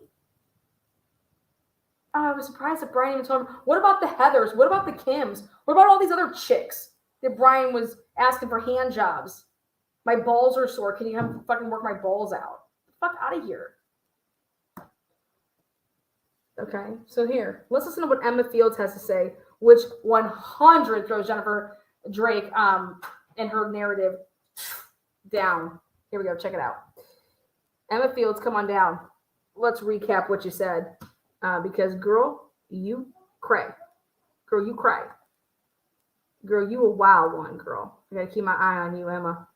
Girl, you cray. Here we go. Emma was interviewed on March 16th. All right, today is March 16th, 2020. By my watch, it is 1947. I am Idaho State Police Detective Richard Alderson. With me, Detective Leslie Lehman. Leslie, you a slut. We'll just play along. we're here at Miss Fields' residence, 69 Micah Road, Naples, in Idaho. Ms. Fields, if you wouldn't mind just telling us what you know of this incident. I've known Brian Drake for many years. Actually, he ended up moving up here because of the clientele I have. The clientele that I have needed a special kind of a chiropractor, and he seemed to be it. And so when he quit working with, now that went out of my head, down in Post Falls, he came up to Sandpoint, and then we twisted his arm, and he came up to Bonners Ferry. So he comes up to Bonners Ferry twice a week and Sandpoint twice a week. And after I heard that he'd been shot, I called Jennifer, his wife, and I said, Jen, is this really what's happening? And she said yes, and she said she was talking on the phone with him. He had just watched his last client drive away, and he said, I'm just packing up my stuff and ready to walk out the door. I'll see you in a few minutes. And then she heard the gunshots, and he said, oh my God, I've been shot. And she was talking to him, and then she said she heard him hit the floor, and he wasn't answering, so she called the police and told them. And Wait, you guys do know that Jennifer Drake said that she didn't hear the gunshots, that Jennifer Drake didn't hear the glass, didn't hear anything like that. And she most certainly never said that Brian was coming home. Brian spends the night in Bonners Ferry. So Brian saying that he was finishing up and that he'd see her in a few. Were they planning on meeting up that night? Was she in Bonners Ferry that night? Where was Jennifer Drake? I thought she was in Hayden. How could he see her in a few? They're an hour and 45 minutes apart, and he's spending the night that night, like he always does, in Bonners Ferry. So how would he be, oh, I'll see you soon. Emma, you're going to be called to the stand, and you're going to be asked about this. And now did you lie to the police? You know, or is your recollection going to be changed? And so when you want to say to the police, when they ask you, well, you told us that Jennifer said that he was going to see her in just, a couple minutes, in a few.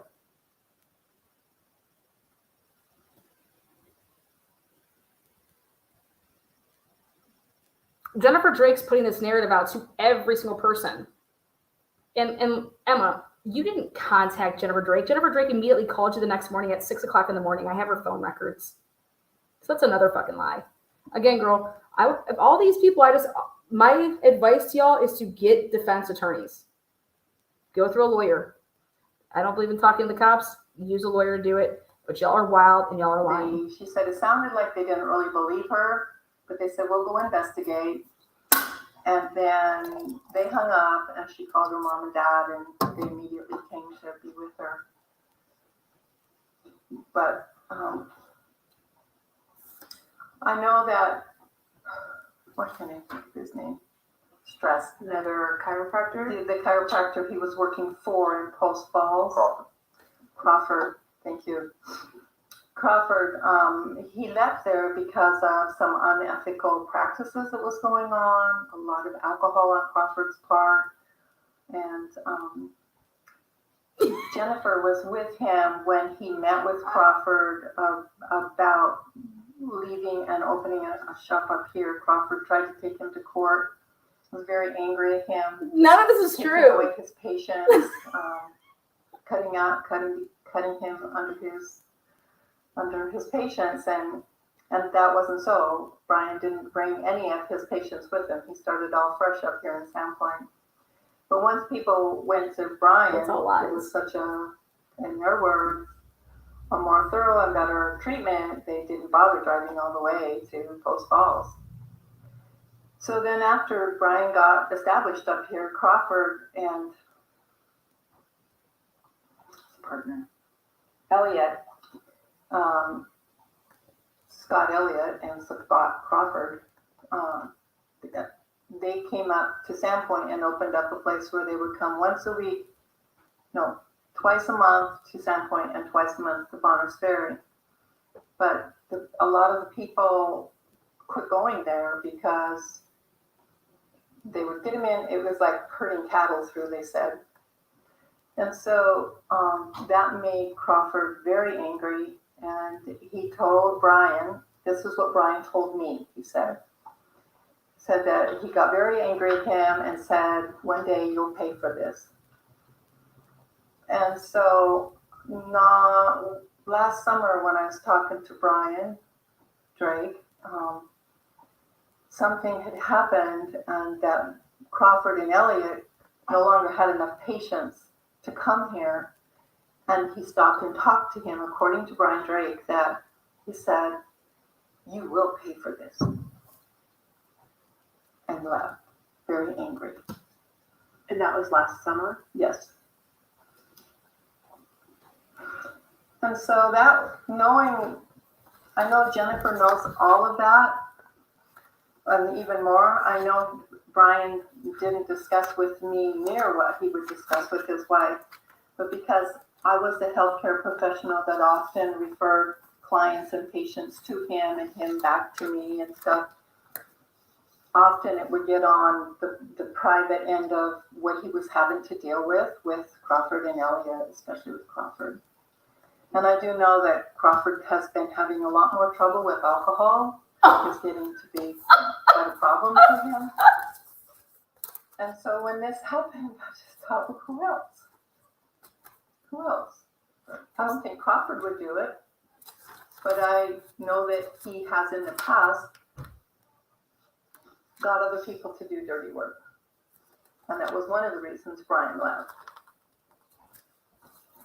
And so I thought, well, who else would do such a thing to him? Can you elaborate on the dirty work that? I don't know, because that's all Brian would say. He said, no, he'd get other people to do his dirty work. Do you know Scott Crawford? Yes. You ever met him? Yes. When was the last time you met him? Or Oh boy. Probably 4 or 5 years ago. I haven't been down to see okay. or had anything to do with him because some things were happening with some of my other patients.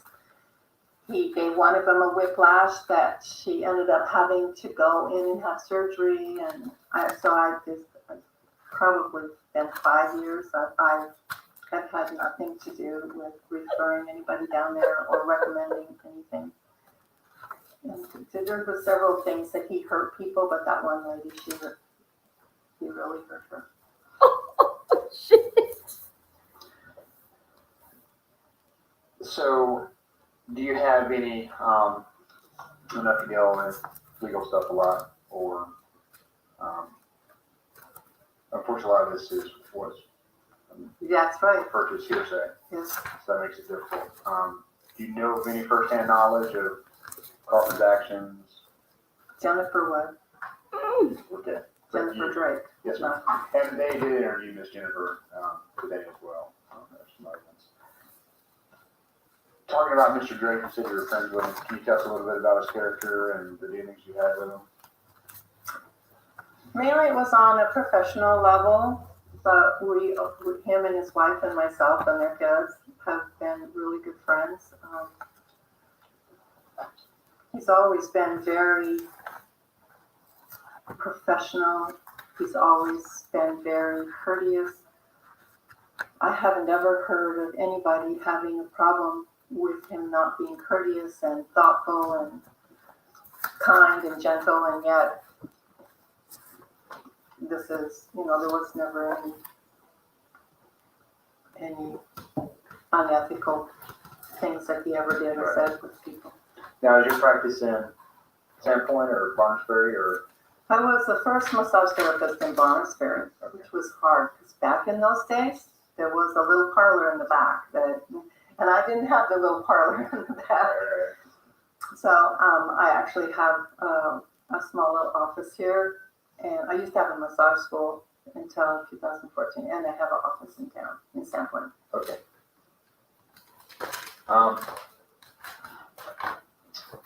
In regards to Mr. Drake's reputation, were you aware of anything that would have led to somebody wanting to murder him outside of the tension with Dr. Crawford? No, Anywhere you think we should be looking besides Dr. Crawford? I've been searching my mind about what could have happened, who could have, whatever. And I called a lot of his patients to find out, hey, did you ever have any trouble with him? What happened? And they're all crying like I am. We have to establish also, everybody, we have you. Where were you Thursday night? Where was I Thursday night? Yes, ma'am. This past Thursday night. Listen, let me tell you what my life story. It's in my book here. Thursday night. Thursday all day, I was in Bonner's Ferry or in Sandpoint working, and I was home on a Coast Guard auxiliary meeting. Coast Guard. Yeah, I'm in Coast Guard auxiliary as well.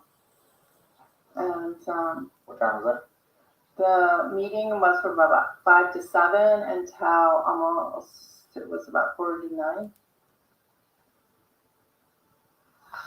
Because with this coronavirus thing, we had to go on the line. Plus our Okay, so I'm gonna round this up with a nice little cliffhanger for you guys.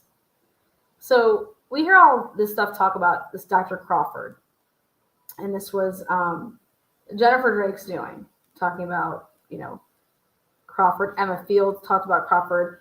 Gatchel Crawford. All these patients were talking about Crawford, and that Crawford did this, and that he would have one of his, he wouldn't do the dirty work, but somebody else would.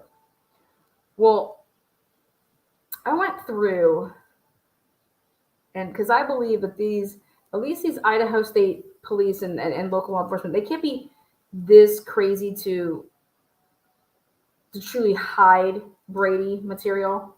So I dug. And I also was Googling things that were going on in the Hayden, Sandpoint, Bonner's Ferry area, and dating back to when Brian Drake abruptly left chiropractic for 6 months and went to frickin' North Dakota to go work and with his brother for like 5 or 6 months. He up and abruptly leaves Scott Crawford's, practice and goes to North Dakota. And then he comes back. But anyways, I'm going to read something to you guys. And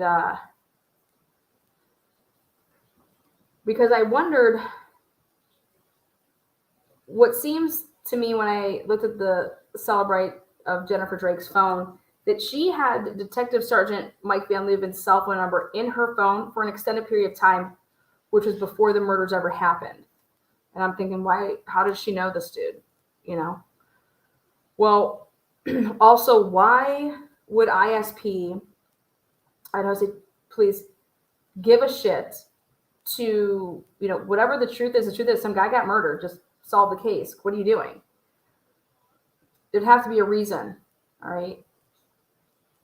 You don't do all of this stuff and you're not, either you're an idiot or you're corrupt, but why would you protect someone if Jennifer Drake did it or she had somebody do it for her because she wants $1 million and her husband's a cheating bastard, he's an abusive person, all these things.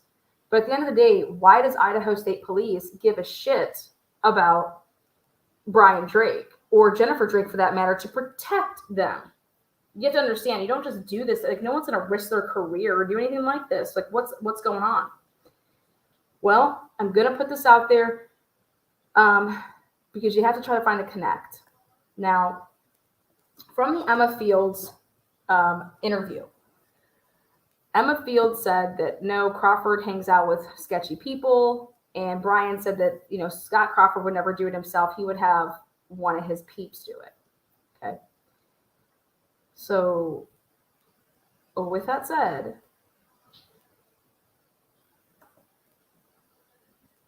I am printing out. Scott Crawford never did an interview with law enforcement, but he had his lawyer work with law enforcement, and he provided an alibi. And he provided not only like an alibi, but through his lawyer, he sent an email to Detective Michael Van Leuven.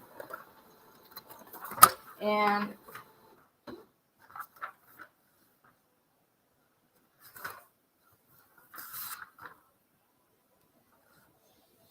so Scott Crawford's attorney, Mr. Palmer, said, thank you for your, he said, Detective Sergeant Van Leeuwen, please find below a timeline for Scott Crawford's day on Thursday, March 12, 2020, followed by a statement describing Scott's relationship with Brian Drake and the details about him that Scott can recall. Please let me know if you need anything else. Times given are approximate, but as close as I was able to recall.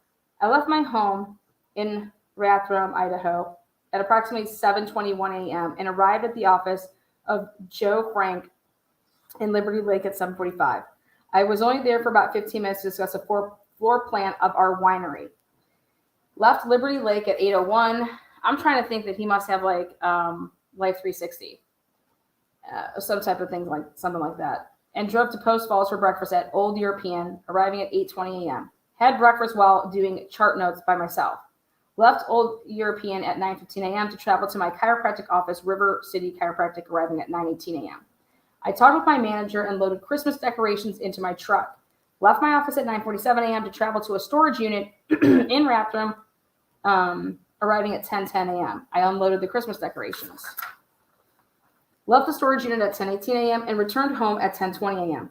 I changed clothes for work and grabbed something to eat. Left my home at 11:48 a.m. and went to work. Arrived there at 12:02 a.m. or 12:02 p.m. I adjusted 41 patients and 2 dogs by the end of the day.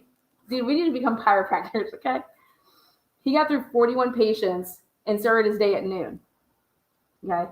Who keeps details like that, though? I'm telling you, it's all off of what I believe is Life 360. Left work at 5:35 p.m. and traveled home, arriving at 6:02 p.m. I changed clothes, talked to my wife and kids, and grabbed something to eat. Left my home at 6:27 p.m. and traveled to the Bulldog Pipe and Cigar Room, arriving at 6:46 p.m. Joined a table with 3 others playing backgammon for 20 minutes or so. Talked with Paul Banducci the rest of the time that I was there. Left Bulldog Pipe and Cigar at 9:04 p.m. and arrived home at 9:35 p.m. Stayed home until leaving for work on Friday, March 13th at 7:04 a.m. Again, you can have these type of records if you use Life 360 app. Now check this out. Background information about my relationship and knowledge of Brian Drake. I was introduced to the Drakes by our headmaster at CCA, Dan Hopper. At the time, I was serving on the board at the Classical Christian Academy, where all 3 of my children used to attend. Brian Drake was a chiropractor from Austin, Texas. At the time, I did not need an associate and could not help him with a job in our office. A few weeks later, he approached me again after no luck finding a job. I worked something out to give him an opportunity in our office with a job. He was considered an associate/employee in which he received a base salary and later a percentage of collections. Now, this is really interesting because it wasn't like he came in and like just like here's your room where you can do your adjusting and whatever and go out there and get your patients and you can just use it. He was considered an employee where we're going to supply you with the patients. You're going to do what you're doing, and you're going to get a base salary to be there, and then money to the contributions for. I'm guessing how many patients you see. Again, this is his email through his attorney. Now,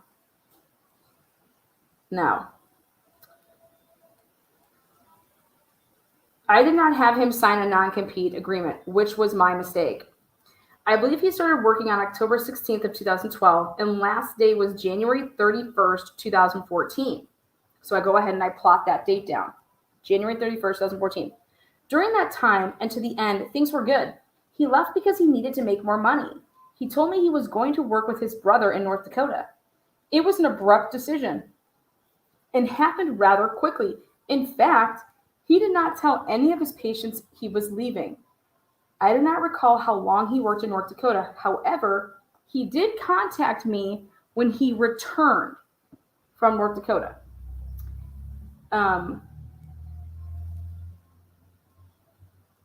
And we met for lunch. I met him at Saute in CDA sometime in the summer because we sat outside. He asked me for money so he could pay a fine from a bar fight he got into in North Dakota. He didn't want his wife to find out, but apparently she received some mail at home about it anyway. He also told me he was going to work with Dr. Sepulstra, a chiropractor in CDA. I was fine with that. In fact, I had spoken with her earlier on the topic of if she should hire him or not. I don't know how long he worked there. However, that's when issues began.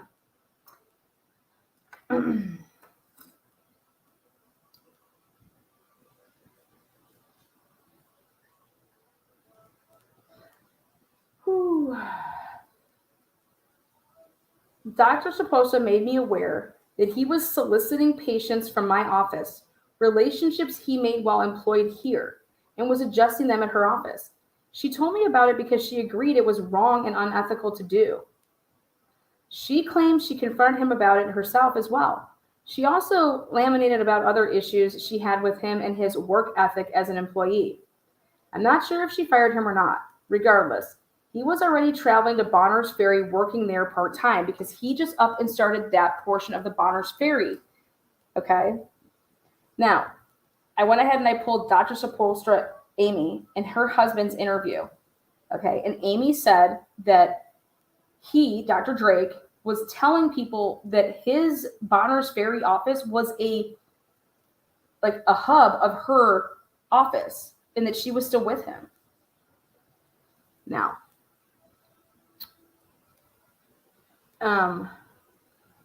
again, I'm not sure if she fired him or not. Regardless, he was already traveling to Bonners Ferry working there part-time. I do not recall when exactly I became aware of him soliciting my patients, but it was never that, but it was near that time, and I wanted to talk to him about it. So basically when he's saying when Sepulstra brought it to his attention, he wanted to talk to him about it. He says, this was not easy because our families had become fairly close. My wife and I met with Brian and his wife at Old European to talk. I laid out the issues I felt he was doing and basically considered them unethical.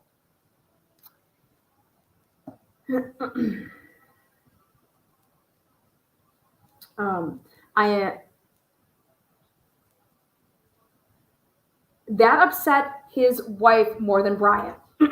In fact, it turned into more of a conversation with Jennifer as she was upset in defending her quiet husband. Think about this. This is so fucking, this is clutch. He's like, honestly, Brian just sat there pretty much and, this was not easy because our families had become fairly close. My wife and I met with Brian and his wife at Old European to talk. I laid out the issues I felt he was doing and basically considered them unethical. That upset his wife more than Brian. In fact, in turn, it turned into more of a conversation with Jennifer as she was upset and defending her quiet husband. It was awkward enough that it was really the beginning of the end of our family's ties. This meeting occurred in late 2014, or maybe it was 2015. There was still a couple of play dates after with our boys and the wives. They tried to stay in touch, but gradually that faded. By no means was it a heated confrontation, but it was me calling him out on a few things I felt were unethical. Brian didn't say much, but it was not received well by Jennifer. I did not mention many of the problems we had while he was employed here as to keep it professional. Since then, I can only recall seeing him one other time. That would have been last year in our tasting room with a mutual friend, Johnny Yukich. Everything was cordial and we completely were good. Now I took down that date. He says, I can only recall seeing him another time. That would have been last year in our tasting room because they have like a wine tasting thing. And so he's thinking that would have been like in 2019. Okay. Now, and I wrote down these dates. Now check this out. Some of the problems I never brought up with Brian were as followed. He slapped my staff, Lacey Savage, on the butt and said, quote unquote, sorry, it was a habit. Now, we heard from Lacey, and Lacey gave us very in-depth, this is what really happened. Then he says he told another staff member of his, Kim, to get out of his dreams. Then he talked to Lacey again and told her nice handlebars when referring to her pigtails at work. Nice handlebars. Accepted full payment for treatment plans of new patients right before he left in January of 2014 without telling them. I had to refund them even though he was paid for it. Once he opened his practice in Bonners Ferry, he was telling patients that he was still working for us, River City Chiropractic. Had several patients calling our office to schedule with our doc up there. I loaned Brian money in addition to his salary to make his rent, pay fines so his wife didn't find out, all the while he would take vacations, etc. Brian was never a threat to me or my practice, and once I got the problems I had with him off my chest in that meeting, I had not thought much about him after that. All of this happened many years ago between us. I think this was all during the time span, he says, of 2012 to 2015.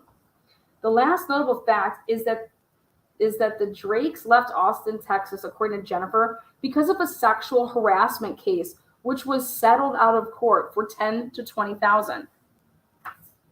Now, I went ahead and I did some of my research. So Van Leuven wants to check up on all boys. She wants Scott Crawford's play-by-play, right? And he wants to check up on, his alibi, right? But yet to this day, Jennifer Drake hasn't been asked a damn thing about where she was on the day of the murder. She's the wife, for heaven's sake. She got $1 million in 3 weeks.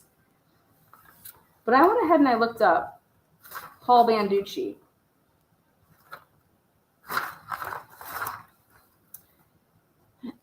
And here you go. Here's your cliffhanger for the night. You guys can just say, Lana, you a bad bitch.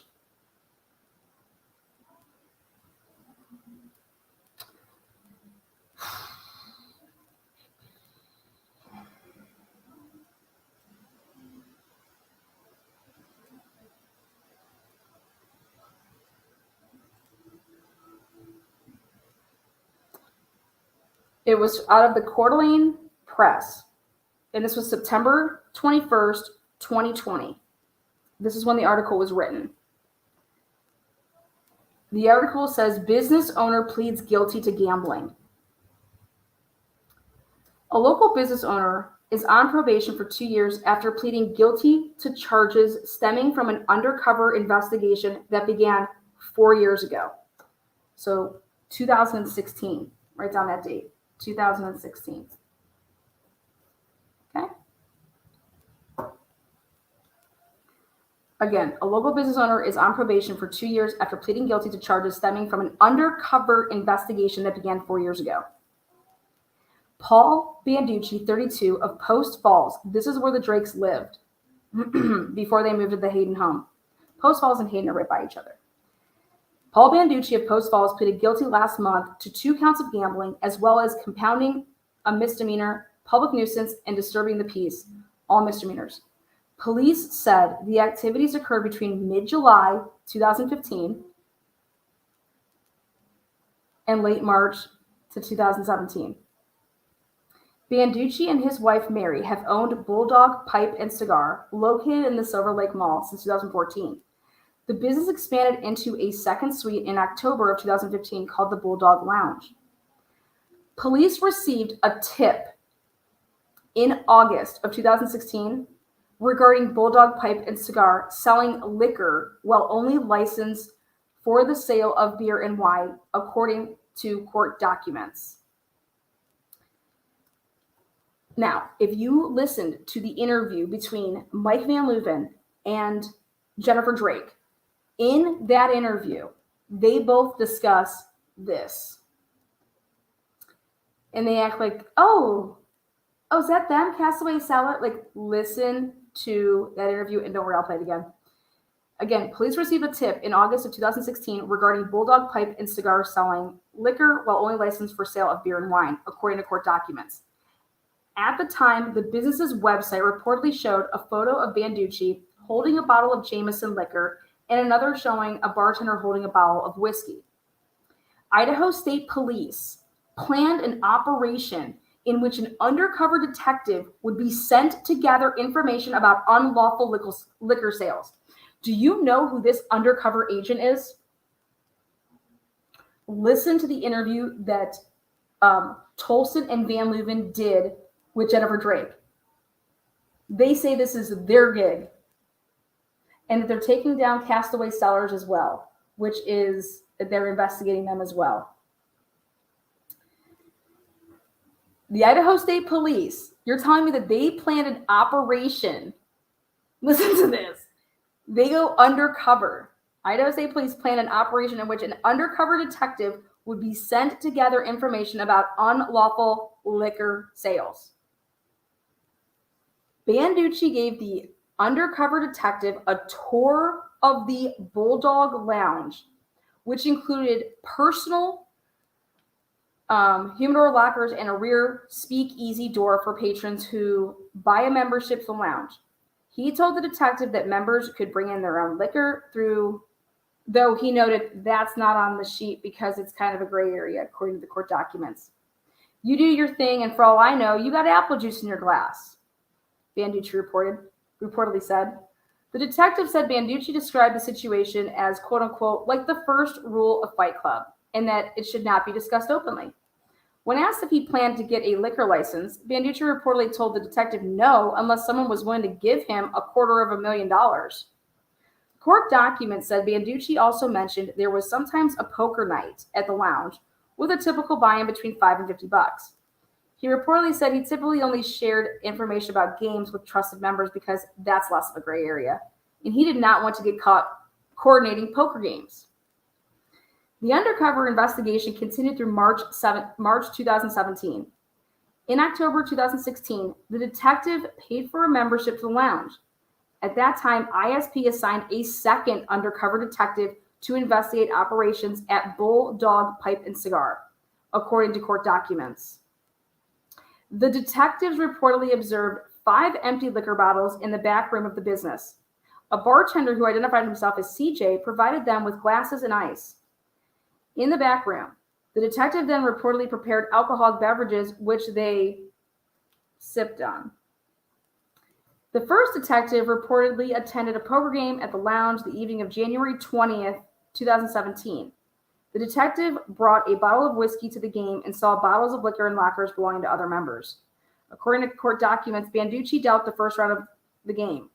During the evening, the detective reportedly observed 2 players put their buy-in money on their tabs.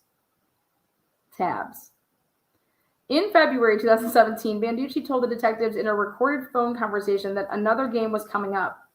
Court documents said the detective heard a conversation in March 2017 between Banducci and an unidentified person in the lounge about serving liquor. The detective said Banducci used explicitives when he told the person he had to pick his battles with the government and couldn't risk fines and his license being taken, according to court documents. Later that month, Idaho State Police Detective Timothy Snell, who was in on this investigation with the Drake murder. Timothy Snell, okay? So he's again in with Van Leuven, like that's who arrived that day. But Timothy reportedly walked past the front of the Bulldog Pipe and Cigar and observed patrons surrounding a card table with poker chips and cards on it. Police obtained and executed a search warrant for Bulldog Pipe and Cigar on March 21st, 2017. Numerous liquor bottles were reportedly seized during the search warrant, along with credit card receipts, bank statements, membership records, and all this other shit. Then, no charges, ready? No charges were filed until January of 2020. Banducci had no previous criminal record. Do you know what happened in January 2020? Well, at the end of that month, Brian Drake would suffer a baseball bat attack. Brian Drake got his living fucking leg broke by an attack. That motherfucker did not slip on no motherfucking ice. This dude was attacked with a baseball bat. Okay? Ironically, just a couple days after charges were filed in 2020, January 2020, on Banducci. Banducci was initially charged with 2 counts of racketeering and 1 count of money laundering, but accepted a plea agreement. Banducci's attorney, Michael Palmer, said in court that Banducci was not running a casino-style establishment. He had members of law enforcement, attorneys, entrepreneurs that were all members. Nobody said anything. In addition to 2 years of unsupervised probation, a judge sentenced Banducci to serve 9 days in jail, as well as complete 80 hours of community service through the sheriff's labor program. He was also ordered to pay $2,500 in restitution and court fees. Now, let me ask you something. Who the fuck goes undercover and does this little thing for some guy to have probation for a year, 9 days in jail, and $2,500 fine?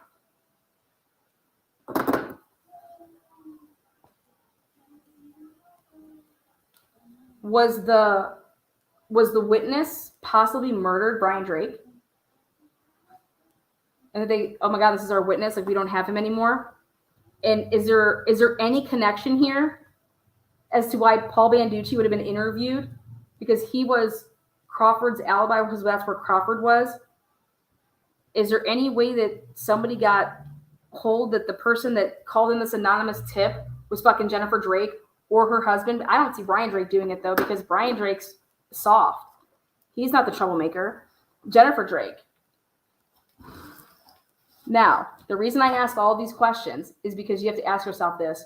Why the fuck does the ISP, why are they covering everything about Brian Drake? Why do they have to cover the truth behind why Brian Drake was killed?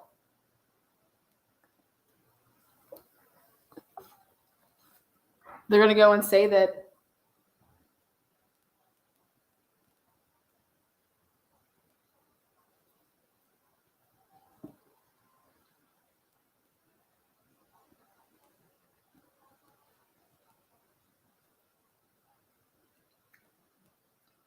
why would ISP care?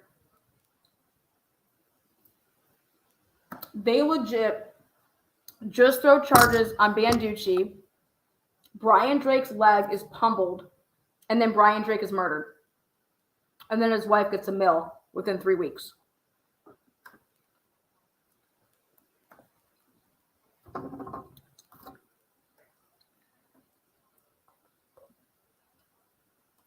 And we can't talk about any of this because the ISP people are going to be like, we got somebody killed. We go ahead and arrest and put charges on Paul Banducci. And then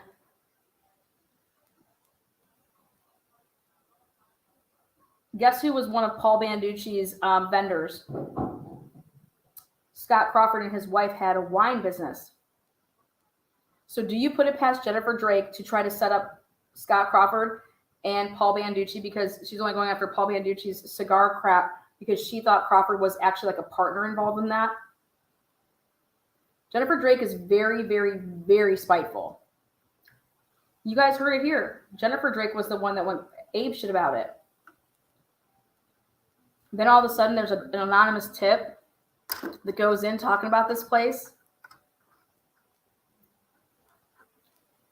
I'm just trying to say, you have to look at, try to have the connect as to how Jennifer Drake and Brian Drake could possibly, why anybody would care to, if Jennifer Drake killed her husband and, you know, was involved in that, or if she wasn't involved, but she really can't kind of say stuff, and the person that actually called her was somebody threatening her and saying, you're next if you say a fucking word type of shit. Who knows? All I know is that your timeline, your narrative, I fucking outed it all. Y'all are crazy.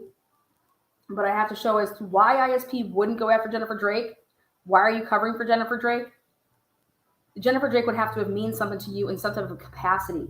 And so my question is the only thing that makes sense to me is, was Jennifer Drake involved in the ISP undercover stint that included trying to take down Scott Crawford and Paul Banducci? I mean, who would spend that type of money to go after some stupid rinky-dink fucking bullshit and then nothing comes of it? Who spends that type of money for someone to get probation, okay, and what, 80 hours of community service if it's some big old thing? I don't know. But I'll leave you guys with that cliffhanger. You guys can settle up on all that. But Until next time. You guys rock. The moderators rock. The members rock. Everybody that's listening and watching, y'all rock. ISP, you framed an innocent man. See ya. Wouldn't want to be ya.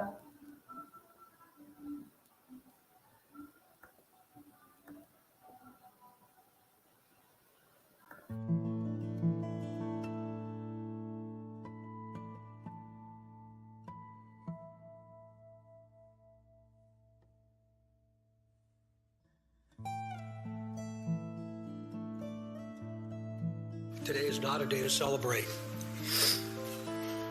but the arrest of Richard M. Allen of Delphi on 2 counts of murder is sure a major step